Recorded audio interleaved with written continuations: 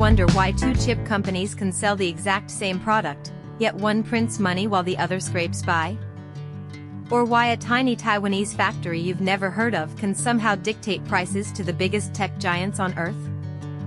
Here's the thing, it's not just about designing a brilliant chip. It's about how many of those chips you can actually make without messing up.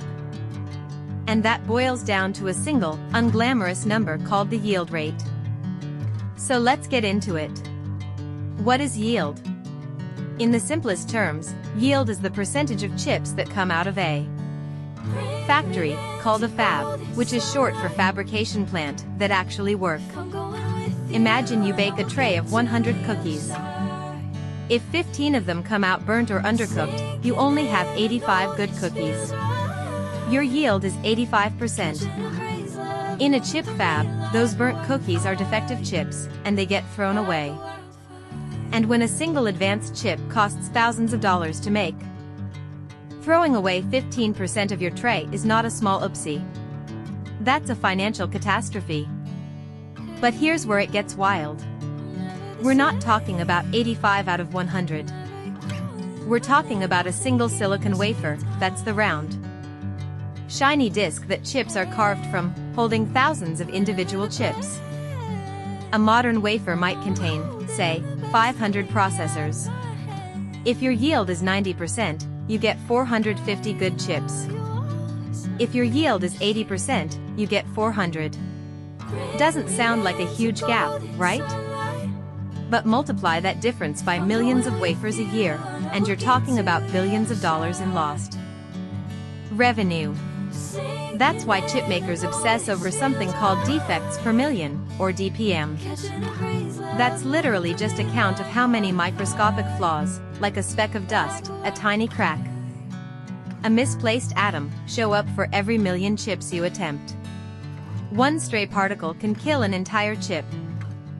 So a fab with a DPM of 50 is vastly more profitable than a fab with a DPM of 200.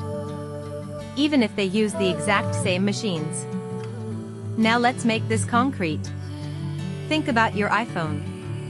The chip inside it, the A-series processor, is designed by Apple. But it's actually manufactured by a Taiwanese company called TSMC. Apple doesn't own the factory. They just pay TSMC to make the chips. And here's the kicker, Apple only pays for chips that work. If TSMC's yield is low, they still have to eat the cost of all the failed chips. So if TSMC can't get their yield high enough, they lose money on every single Apple order. That's why TSMC spends years perfecting the manufacturing process before they even start mass production. They'll run test wafers over and over, tweaking temperatures, chemicals, and timing, until the yield hits an acceptable level. Because once they flip the switch to full production, every extra percentage point of yield is pure profit. It's like finding a way to bake 98 cookies instead of 85 without changing the recipe, just by better controlling your oven. But here's a common misconception. People assume a new factory or a new chip design is instantly profitable. Not even close. There's a concept called the learning curve. When a fab first starts producing a brand new chip, the yield is terrible. Think 50% or even lower. Defects are everywhere because the process is immature. But as the engineers tweak and adjust, the yield climbs. It's a steep curve at first, then it flattens out. A mature process, one that's been running for a couple of years, might hit 95% or higher. So the first few months of production are basically a money pit. The company is bleeding cash on defective chips, hoping to climb that learning curve fast enough to turn a profit before the product becomes obsolete. Now here's what's interesting. This is why the Taiwanese chipmakers have such a massive edge. They've been perfecting this dance for decades. They know exactly how to accelerate the learning curve, how to spot defects early, and how to squeeze out every last good chip. A newcomer might take 2 years to reach a 90% yield. TSMC might do it in 6 months. And in the chip world, time is money, literally. The longer you take to reach high yield, the more money you lose and the more market share you give to your competitors.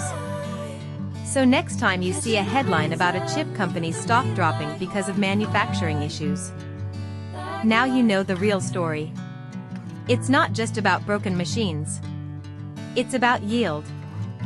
It's about those tiny, invisible defects that turn a billion-dollar fab into a glorified paperweight. It's the hidden metric that determines whether a company thrives or just survives. Next time, we'll get into why building one of these fabs in the first place costs as much as a small country's GDP. It's all about capital intensity, and trust me, the numbers are mind-blowing. Subscribe to Taiwan Tech Pulse for more Taiwan Tech 101.